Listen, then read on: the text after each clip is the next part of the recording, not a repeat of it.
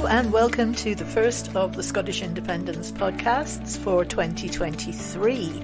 And on behalf of the whole Indie Life podcast team, Happy New Year. This really could be a great year for us, and we're kicking it off with a really positive event, which was the launch of Commonweal's book called Sorted. You can get your copy of Sorted from Commonweal's website, which is commonweal.scot. The launch took place in Glasgow just before Christmas. The first speaker up was one of the directors of Commonweal, Malcom Fraser.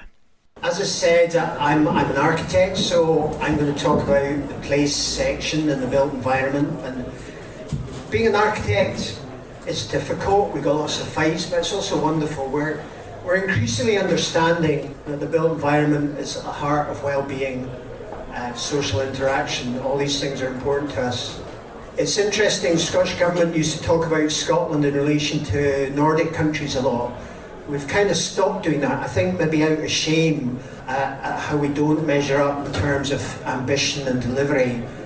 But there's been a wonderful policy adopted in Finland in the last year, and at the moment people in a liberal sort of mind think of the built environment, a good home as being important alongside a job, alongside mental health, alongside health in general, all those sorts of things.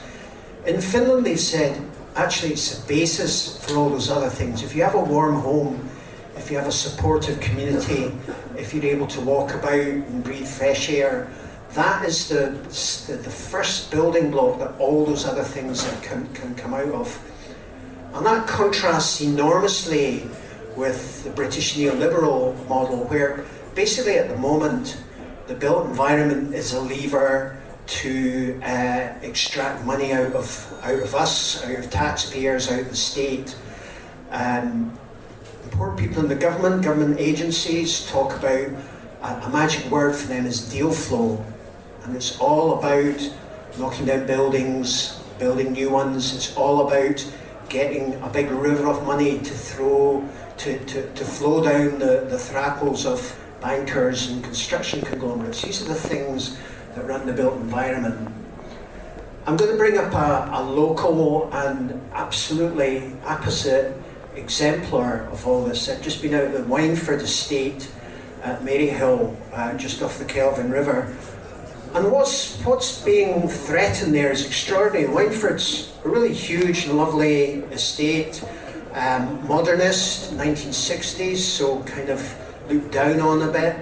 There's 1,900 homes in total, but 600 of them are in 4 tall towers. Rather well-designed towers, really solid, 600 homes in there. And the Wheatley Group, the social landlord, biggest social landlord in Scotland, and there already is an issue where we tend to admire agglomeration a bit much, look at the Queen Elizabeth Hospital rather than local community hospitals. But the Wheatley Group wants to knock them down and replace the 600 homes with 300 mid-market ones. And we'll get back to that in a second, but first of all now, housing crisis. They've been emptying people out there over the last year. 80% of them are empty, so there's 480 empty homes there in a housing crisis. When we're putting Ukrainian refugees on boats rather than good solid buildings like that. The reason given is to improve their environmental performance. Now, that's extraordinary on a number of levels. First of all, some of you may know what an EPC rating is. It's the environmental performance of your house. The average in Scotland is D. These homes are a C, so they're already better than average. And then, if you look a bit deeper into it, the idea of taking all the embodied carbon in the concrete, all the materials that have been put up there, all that solidity, sticking in the landfill site and building anew, is absolute madness. Post COP26, the one thing we should have learned is not to waste the world's resources in that way, not to go through this deal flow cycle of building and rebuilding. But over and above that, you can't help but understand this is maybe not deliberately, but because of this is a financial model that the developers like, that the builders like, Wheatley is a not-for-profit organisation, but they are told that they have to act as if they're an ordinary developer. So they have to look at the rental they get off of 600 social tenants there, as opposed to 300 mid-market rent. The money spent in knocking it down will come from us, the government. The money in terms of building the new ones will come from us, the government. So they're just looking at a rise in overall rental take, and that is basically a good thing. So it's social cleansing. 600 people moving out, they won't be the people who can afford the rentals on these 300 houses. So Commonweal stands in solidarity with Wynford and what's going on there, and also will cry it to the heavens as being an exemplar of what we do wrong with housing. In general, to take some of these points further, the whole thing about wastage, carbon, deal flow, we have to stop knocking down good old buildings and building new ones. Glasgow is every 30 years Glasgow tears itself apart, rips down all Victorian buildings, puts up 60s tower blocks, rips them down, puts up new ones, and we have to stop doing that. There are also, we have to change tax regimes to allow that to happen. The idea at the moment, you charge 20% VAT if you want to repair your house, you're charged 0 if you knock it down and build a new one. It's absolute madness. We have to get beyond that. There's also 34,000 empty homes in Scotland, including those ones at Wynford. Given the housing crisis, we need to focus on repairing them before we build new ones. But also, when we build new ones, we need to think a bit more carefully about what we build them off. If you see a new housing estate, they're all stick-built, timber kit, diddy boxes. These are all built, 75% of homes in Scotland are built with timber kit. It's engineered to such an extreme flimsiness we can't use Scottish timber, which grows too fast in it. So all the timber comes from the Baltic and Russia. Obviously there are issues around that. Obviously also there's issues around Brexit and the money going up for it. It's so thin and slim and slender that it doesn't last very long, and we need to dip it in toxic rock treatments, which until recently have involved arsenic in them. We build houses dipped in arsenic. EU ruled against that. Presumably that's a Brexit benefit to come. Also, the insulation in them, and you couldn't make this up, but the insulation in them is toxic too. You'll have been following what should be criminal trial at Grenfell. There's been $250 million in lawyers' fees spent there, and everybody knows what the primary cause of death there, but they're not talking about it. They have confirmed it's the case, but people didn't die of the flames. They died of toxic fume inhalation. The insulation around the building is something called polyisocyanurate, which is the same insulation that goes in most new homes we build. And the cyan bit is cyanide. People die from cyanide inhalation at Brentford. The stuff we build new buildings from is absolute toxic shit. It's incredible what we do. There's a huge amount of challenges in redoing this. We should use Scottish timber. If we use Scottish timber, we try and build with thick, mass Scottish timber, Scottish if possible. And that locks up tons of carbon. You don't need to use these toxic rot inhibitors. It's natural, gives out good chemicals which calm people down, produces nice environments, all that sort of thing. The government should be concentrating through their social house builders on improving communities, using better materials, knocking down old buildings, all those sorts of things. So we've tried to tuck all that into a wee chapter within the book. It's part of a great many emergencies we've tried to talk about and address, but a particular one that's of immediate particular importance for us all within the significance of the built environment, our health and well-being. So a general awareness, I hope, to public attention a bit more, both within Commonweal and within our media contacts too, so we'll be supporting them as we go forward. Thank you very much. The main speaker at the book launch was the inimitable Robin McAlpine. Obviously, this book means a lot to him, and it just spilled out in his speech. Before we move on, I just want to say that early on we decided that we want to make this book look beautiful, not just be content that look beautiful. We've been doing a project for the last couple of years with Duncan at Jordanson's College of Art and Design, and that's how I met Charity and Lauren. Charity offered to volunteer for us for nothing to do some work, and I said, well, it's funny, we've got a job, and we said, could you put a little team together? And they did, and they've said it's a joy to work with us, and my God, it was a joy to work with them. It was amazing all the way through. It was such fun. Our 1 hour briefing meetings never ran less than 3 hours. We had such lovely chats, but that's not the point, and I'm going to own up to something, and I'm going to deny it if anybody ever says this in public. But one of the illustrations came through, and I looked at it, and I was sitting at my computer going, I'm not crying, because they captured what we were trying to do with this book so completely and so fully that I cannot now imagine these words without those pictures. So it is not a case that they came along at the end and stuck some pictures in it. They were part of our project team all the way through, and they're part of this project.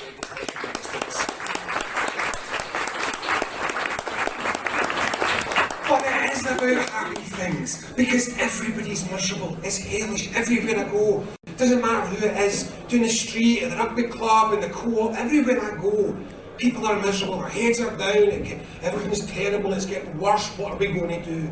And that's what I was, and that's what we were as a team. About a year and a half ago when we decided to do this, there was that kind of sense of, my God, is anyone ever going to believe it can be better again? Is anyone ever going to feel like, the world can be a better place in the future? And we're sitting, we're chatting, we're saying, that's our job, that's what we do. That's what Commonweal's supposed to be for. So let's get it together and let's do this. And that was the first reason. The first reason that we did this was because our heads were down. And everyone we knew's heads were down. And we wanted to get our heads up. We wanted to have something positive. We wanted to believe again. So it's the joy of working for Commonweal, is we're like a self-generating happiness machine on a good day. And we just decided that's what we're going to do. We're just going to deal with it. If things are miserable, let us not be. So we sat down and we planned it, we worked out what this was going to be, what was going to be in this book. And we decided that we'd covered so much, let's just explain it all, let's just do everything, because we're nothing if not psychotic, ambitious. And we'll just try and see if we can do the whole thing. And with big goals. So we've got Andy down from our health group, all the way down from Skye, two of our people in our health group are from Skye, they've been amazing. And we started from scratch, and we were doing weekly meetings. And oh my God, what I've learned, what I picked up from this. This is the first really happy, positive message that I want to say, which is, we didn't spend anything producing this book.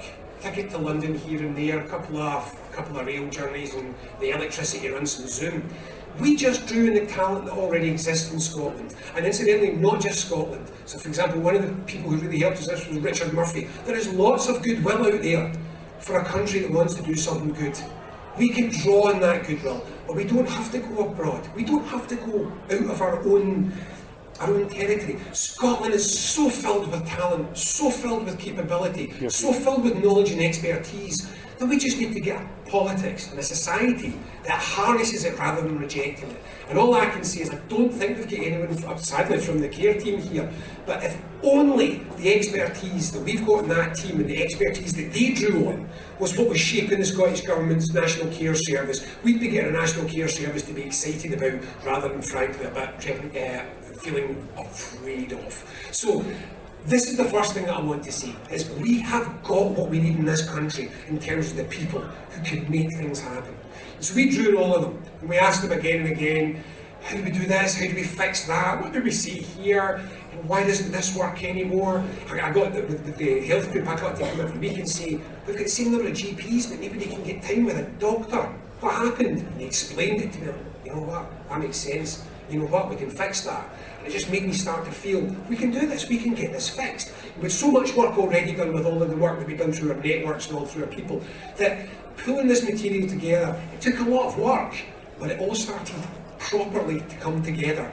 The rest of it, it's boring, but it's necessary. We got it together, we took the notes, we wrote it up, we sent it for proofing, we got comments all the way through. Every single chapter went to groups of experts to look it over and tell us what they think. They give us content comments. Once with the content comments, we re-edited it. We sent it out to our team of proofreaders, who were absolutely amazing, because I completely screwed up the timescales and they had to proof it incredibly quickly, and they were sending me things back at 11 o'clock in deadline night. They're typing it all up, and we got it done, and it was this enormous team. And I think we're going to hold the team up on the stage at some point here, but I just want to say as well, you all know Craig. Craig's amazing. Craig's, the heart so much of what Commonweal does, and he does so much of this work. But I don't think you all know Caitlin and Nicola yet, who are our two new policy officers who started this year. And I cannot tell you what a drive they brought to this team, how much they brought to this project. So Caitlin led the justice stuff, Nicola led the education stuff, and the care and the health stuff along with me. It's been brilliant. It's such a strong team that we've got just now. But it's beyond that team. Again, I can't thank you enough. Those of you, I know quite a few here were proofreading, and we got it. And we got it to our designers, and we got it to the Scottish Independence Forum, who helped us with the funding for it, and out to a fundraiser, because, oh my God, the printing costs tonight. It was supposed to be 180 pages, and it came out at 300 pages, and that's my fault. And it was so expensive to print because the cost of inks is going up, the cost of paper, and the illustrations were so beautiful, we didn't want to cut any out. And you all held us out with the fundraiser, and you held us out 3 times over with what we asked for, and you did it incredibly quickly. We really felt that. I mean, it was really appreciated. It was another one of those occasions of putting our hands up and saying, will anybody answer? And you did, and it meant a lot to us. So we know that this country is filled with people that want to do something good. We know that. It's all here. So we got it finished and we sent it off. And this is really what I want to see, is in that book, I hope you can see that we've got a sense, a way, a thing which can make Scotland a better country by doing things which I know we all feel strongly and positively about. So what I'm going to do is I'm going to finish off by just going through, not the content, because if I started to talk about the content of this book, people will drag me off this stage at 8 o'clock tonight. No. I had a vision of me sitting at 6 o'clock in the night with a beer and this all being finally finished after months of it, so no, you won't. But what I want to talk about is a number of the themes, because what I hope people can see when this comes out is this is not just a group of ideas. There is a philosophy in this, and there are fundamental underpinning concepts which come through this book again and again. It works because it's based on a series of things that we should be doing and we're not.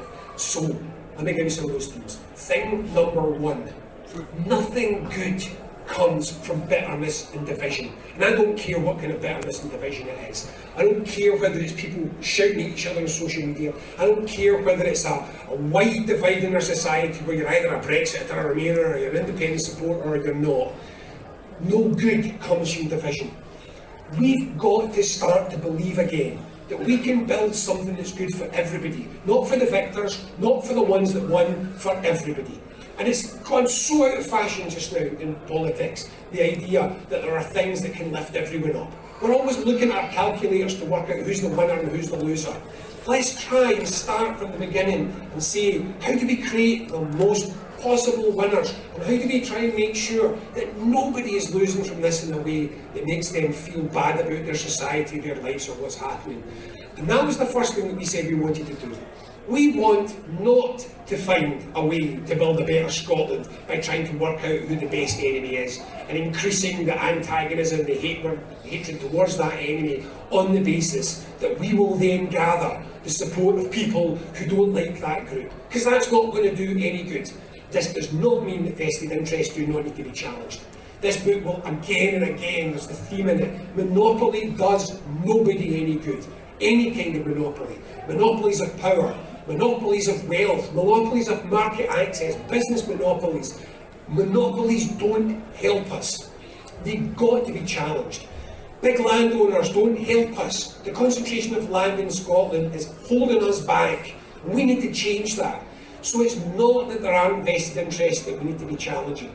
But we've got to do this with a voice which says, dear landowner, we are going to take some of your land. You will not have quite as much power as you did before, but we are not trying to ruin the quality of your life. You'll still have a wonderful life in your lovely big house, with your lovely big car, your posh pals. You're not going to get shoot grouse if it's up to me, but most of it, you can still have a wonderful life. We're not here to penalise you. We're not here to do damage. We're here to lift everybody up. And it's a message that I desperately want to get across. We can do better for everybody. It is not a zero-sum game. We can make it better for everyone if we work together for everyone. And that's the first theme, universalism. We've got to remember that what we share as a people, as a species, as a planet, as human beings, what we share is so much more than what divides us. And we've got to stop spending our time looking at what divides us, and we've got to start building and creating on the basis of what unites us. And I'm just going to give you an example of that one, which is that, funnily enough, the family struggling on benefits, who need a food bank, and the small business person who can't get a foot in because everyone feels like it's rigged against them, and the community, the rural middle-class community, whose kids are having to leave because they can't get housing because they don't own the land around about them. All of these people have the same problem, the same interest in common. We can unite people by saying more access to resources, more access to power, more access to your democracy, more access to decision making. If we get that, then we create a coalition where a granny and a low income and a kid that can't get on the housing ladder, and a professional who's massively overworked at their job because the health service is collapsing, all of these people can have united cause and can work together. We can persuade them that we don't have to live in a divided world anymore. We can live a united Scotland who works to make things better. So that's one of the themes. A second theme is this idea of monopoly, decentralisation, making things local, giving people power.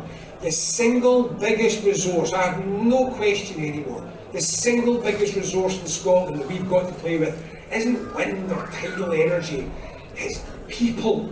We've created this stupid Scotland where everyone's afraid to step forward and step up because there's a rule book that's that thick which tells you what you can and can't do. And it was interesting because this came up again and again in different lines of work. In social work, for their care section, everybody knows what they need to do and everyone's scared to do it. If you're a care worker, you're not allowed to use a stove because the insurance says you're not allowed to heat someone's soup. So if you've got to see an elderly woman that you're helping as a care worker, you can't heat soup on a stove because the insurance doesn't let you use a stove. You can use a microwave, but you can't use a stove. You can't just do these things. You don't have the time to spend that extra 5 minutes that makes all the difference to that person's day, makes them feel better. You can't make these decisions because you're not really in control. In the NHS, this came across again and again. Why do we have all these staff, all these resources, and we don't get the most out of them? Because everybody's scared. The fourth biggest cost centre in the NHS, it goes staff, buildings, medicine, legal fees. Legal fees is the fourth biggest cost centre because everyone's petrified to do anything. And we've got hospitals filled with qualified professionals. A nurse who can solve a problem in the spot. Management's kind of indicated that's not really her or his problem, so they bump it up. Everyone bumps everything up because nobody has actually stopped to say, no, step forward, step up. If you can fix a problem, and we've got your back. And I'm really, really taken with the local authority down in England. Its guidance to social care workers was over 40 pages long. And you had to go through 40 pages of detailed rules if you wanted to go and do anything to help someone. And they said, this is mad, this is enough. And they changed it. And they replaced that 40 pages of rules with one sentence. Not one sentence, if you do it with commas. That sentence was, don't break the law, don't blow the budget, do no harm. And that's it. They replaced 40 pages of rules with that. And they said, go. Do what you think is the best thing to do, and it unleashes resources. And Andy will tell you, according to him, I can't see where Andy, yep, if you see him, Bonnie on, he'll tell you. He was working on in one of the refugee camps with teams of medics volunteering from around the world, and he's a dentist. And he said the team that were amazing, really impressive with the Dutch. because the Dutch used a system of self-management. They were agile, they were quick, they could solve problems instantly. If the formation they were in wasn't the formation that was needed, they changed it. They did it themselves. They didn't check it with a manager who checked it with a health board, who checked it with a minister. They just did it. In communities, do you know how I feel about this one? Our communities are the least power in any developed Western democracy. We're the most centralised democracy of a country of our size anywhere, of our sort, anywhere in the world. And all these communities are filled with ideas. My wee town bigger, we wanted to do this was years ago, we wanted to do a farmer's market. The bureaucracy to get a farmer's market going was so great, and the councillor who had a wee business wasn't be that interested. But it never happened, we never did it. What the hell is it in a country where a town that's active and busy cannot organise these things because they don't have the decision-making power? That's their biggest resource in Scotland. You can repeat this over and over again. Every single part of our society has people who are prevented from stepping up and living up to their own potential by a fearful bureaucracy and a centralisation. We've got to set people free. If we don't set people free to fix the problems that they can fix, which are there, which they can see with their own eyes, if we don't set them free, we are always going to keep failing. This is about trust. We've got to go back to being a country that trusts our professionals, that trusts our workers at every level to do what they think is right. Because you know this and I know this. Only the tabloid newspapers don't know this. None of them are in it for themselves. They're doing this because they want to make a difference. We've got to release the resources to help them make a difference. Hell yes. Oh, like that, you know. So that's another theme, which is set people free. Let us lead our country forward, not from the top, but from everywhere, from every one of us.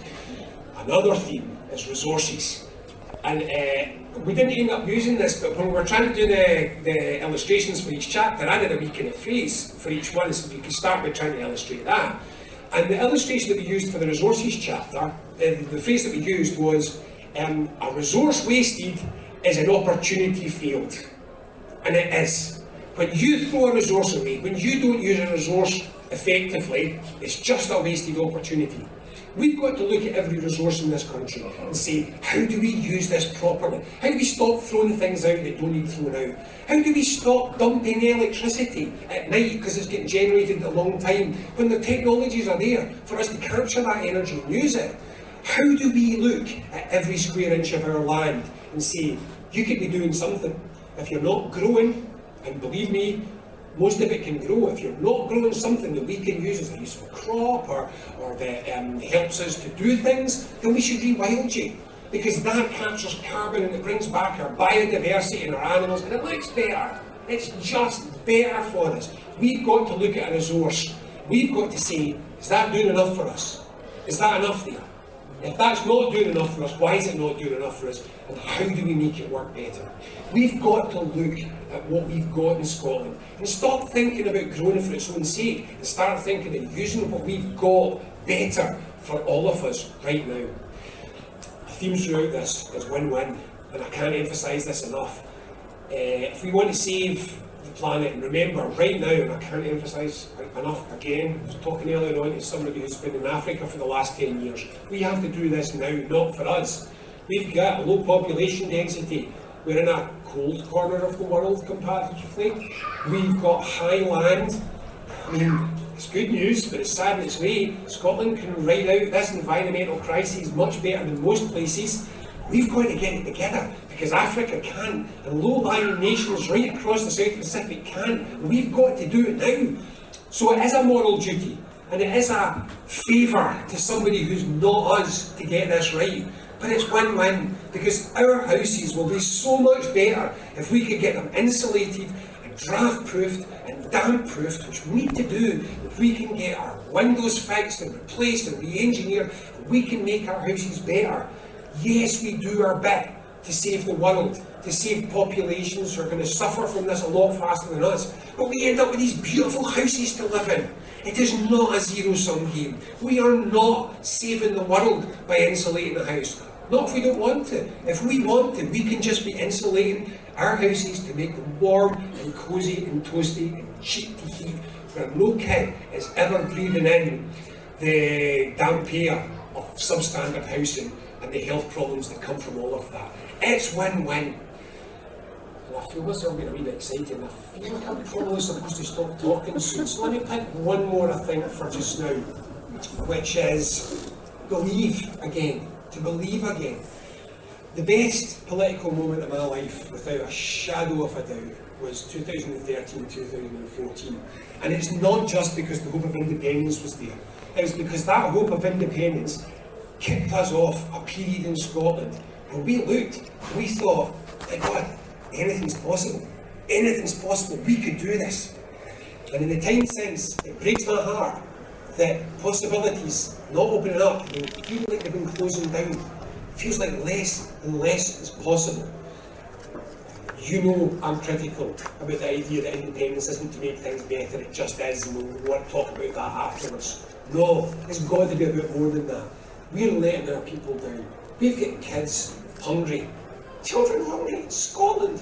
The 21st century turns my stomach, makes me really upset and angry. We've got to believe we can fix this. We've got to believe we can do it. Because we've got to believe again. We can't get ourselves trapped into this cycle of saying to ourselves over and over, oh, it's all awful, it's all terrible, everyone's getting worse, and it's just going to keep getting worse. And that's, I mean, I'll be honest with you, my partner Christina's kicking about with her swear t-shirt on, and that's there you go, that's it. And that swear t-shirt was always for one purpose. It was to say stop, snap out of it. We can't walk about looking at our toes thinking it's bound to be worse next, isn't it? It's bound to be worse next. We've got to get our heads lifted up. We've got to say, no, it doesn't actually have to be worse. It could actually be better. We could actually build a life that's worth living again, that we feel is worth living for us and for our children, but for everybody. We can do that again. And incidentally, that's another thing that we did in the book, which was a surprising amount of it, and Ian Blacker, one of our board members, is here, and he advised a lot on this. No point in telling folk to sacrifice. There's no point in telling people, oh well, you want to have a better society, we better make it a bit shitter for you. We can't do that. We've got to accept that people want the future to be better. One of the things we spent quite a bit of time doing, some of my prevarication, was just going over a lot of the research on what do people actually say they want from their lives. What do they want from the world? And the question isn't how much of it can we give them. The question is always, how do we give them all of this in the best way for them, for us, for the society and for the planet? And that's another underpinning of this, is everything in this is about making people's lives better, happier, more fulfilled, more enriched. And we know, because the science is absolutely spot on with this, there's no question, we know that doesn't come from shopping and chucking things out. We know that that comes from people participating, socialising, being active. Massive sections of this. Another section that Caitlin led was our sports section with a wonderful student who did the whole summer with us as a volunteer. He studies music at Cambridge University. James McConaughey came up. He's going to publish the paper soon. He did our art stuff. Not just about promoting Scotland's amazing culture globally, but about getting every single one of us involved in the arts. Whether it's strumming a guitar in the afternoon, whether it's going to a painting class, whether it's going to a comedy club or a music gig, these things make us happy, not in the short term, but in the long term. You know, it's not hedonic, it's eudonic. It's deep and it's meaningful and it's lasting. And that's what makes people's lives feel wonderful. We can give them this. We can make all of these opportunities open. We can rebuild communities around about participation, engagement, socialising, the things that lift a human. We can do all of this in Scotland. One of the luckiest countries in the world. Lucky for bad reasons, lucky because we were depopulated, lucky because we don't have power, which has been, we haven't been able to develop our society and our economy. Lucky because we've got problems and they're horrible problems, but lucky because we can fix them. We have the land, we have the energy, we have the people, we have the space, and we have the political will. And that is another heart of this book, togetherness. Forget what unionists, some unionists, tell you about division and splits and bitterness and divided country. One of our biggest strengths in Scotland is that we have a remarkable degree of political consensus.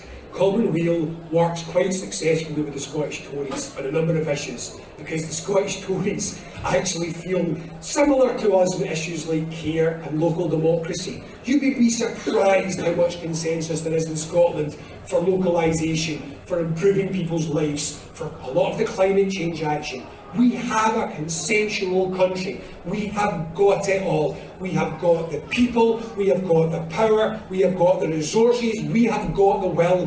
And what we are trying to do with this book is to remind everyone to find the energy and the determination, because that's the last thing that we need to make this work, along with our independence. And Hell yeah! You keep doing that again.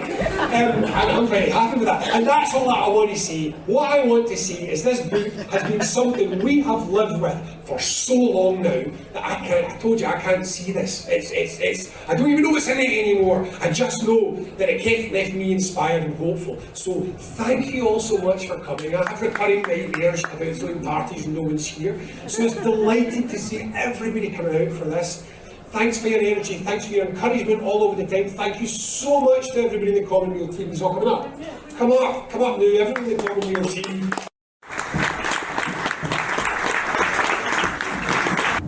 And after Robin's speech, there were various team photos of the whole team on the stage, and what a great job. Well done, everybody. I can't wait to get hold of my copy. And it wasn't just the Indie Live podcast team who were there. We also bumped into our Independence Live colleague, Mike Fennick. Mike managed to capture a quick live stream with Robin and Craig Dalzell after the event, and here they are. Welcome to a venue called Drygate in Glasgow, and a book launch that's just taken place very, very successfully in Glasgow. Robin McAlpine, tell me about what you're doing, what you've done, and what this is all about. Right, hi everyone. So we're out at the Drygate Brewery today, launching our new book. So you've just had a wee peek at it there, but you're not catching the real joys of this, because it's not just about the content, it's about the whole book when two illustrators are working on it, and it's a beautiful piece of work. So no, we're absolutely delighted, and that's us launching it today. So we're out here to try and persuade everybody that there's still reasons to be positive about the future, that Scotland can still be the amazing country we all believe it can be. We just need to stop and ask ourselves what's wrong and how do we fix it. So the name of the book's Sorted. And so that's what we've been trying to do. We spent a year and a half working like crazy in the policy team to try and find out all the things that we think are broken and work out all the ways to get them fixed. That's what we've done. We've gone through chapter by chapter, we've taken all the big issues in Scotland, we've worked with the best people that we could find anywhere in Scotland and beyond, and we've said to them, how do we fix this? How do we make it better? How do we do this better? And we pulled it all together, and it's been a massive team effort with the gang of proofreaders and all our experts did all the content checking. We've pulled it together, and we're all knackers. It's been overwhelming. And then the books arrived on Tuesday, and we opened the box, we pulled them out, and all I can tell you is I went, yeah, that's magic. So that's it launched. You can buy it from now. You can go on the Commonweal site, commonweal.scot, and order the book. We're posting now. We hope that this does what it did for you, what it did for us, which is just lift us and remind us that it can be so much better than this.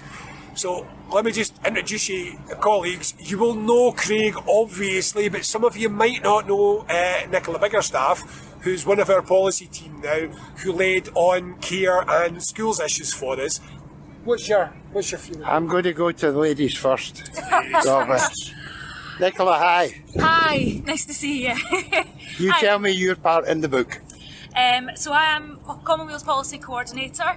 I oversaw our working groups, which were groups of experts who consulted with us in helping to make this book happen.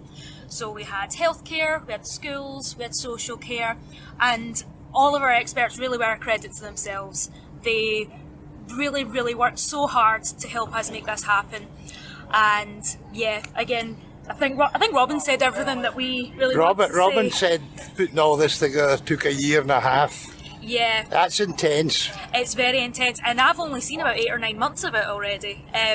Really was diving in head first. But yeah, they really are an absolute credit to themselves, and it has been such a joy and a pleasure to work for Commonweal to see all this through. And thank you to our kind supporters and donors as well, who also helped to make this happen. We couldn't have done it without you. Thanks, Nicola.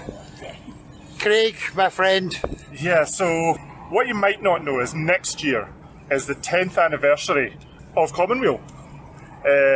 So in doing this book, Sorted, we essentially managed to draw on 10 years of intense policy work that we've done and contributed to Scotland. Plus, as Robin has said, bringing in policy work from areas that we haven't yet touched.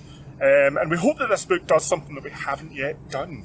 You might remember our 2018 book, How to Start a New Country, which was, right, we've just had an independence referendum, we've voted yes, what do we need to do to build all the things that Scotland needs to do to be a country? Everyone kind of thought that was the Commonweal Manifesto for an independent Scotland, but it very carefully wasn't, because it was as policy neutral as we could be. We were just digging the foundations to allow other people to build on top of it. This book, Sorted, is much more of that vision. This is what would happen if Scotland really knuckles down, goes into the Commonweal Policy Library and basically steals all of our ideas, they're all there for free, and spends 10 years building a Scotland that works really for all of us. So I'm really excited to see this. This has been a lot of hard work. There's the book.